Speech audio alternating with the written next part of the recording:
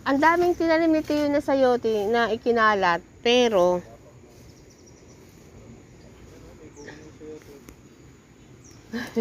wala siyang makapitan eh.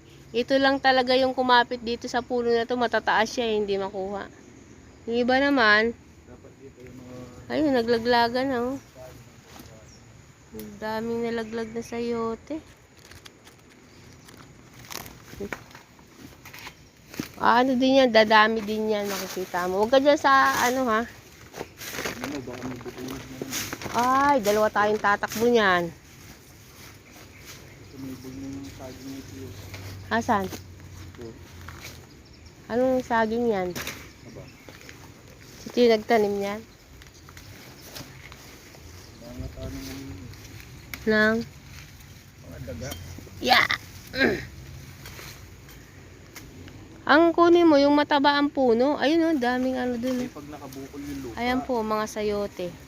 Yung makakapal na yan na gabundok na ano, sayote yan. Tapos ayun pa, umakyat pa siya dun sa puno. Sayote din yan.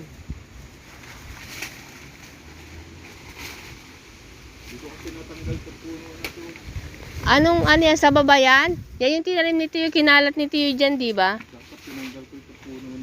Eh, pag papaguran mo pa yan. Bigat-bigat yan.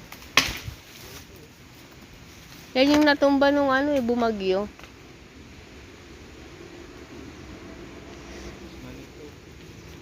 Ano, may dumidikit sa damit?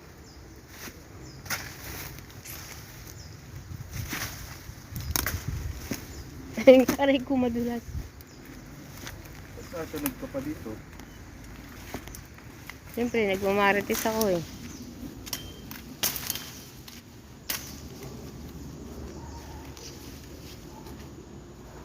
Ang daming tanim ni Tiyo na kamuting kahoy, kaso inaagaw ng damo.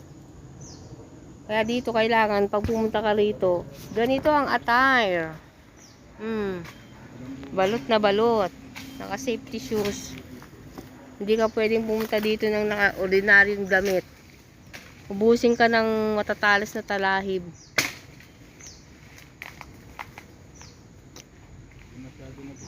Pa, wag yung, bakit diyan ka sa maliliit? Maliliit pa yung ano diyan.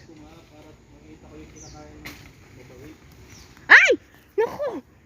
Sinasayang mo yung pwedeng igulay yan. Kukuha ako. Wait lang.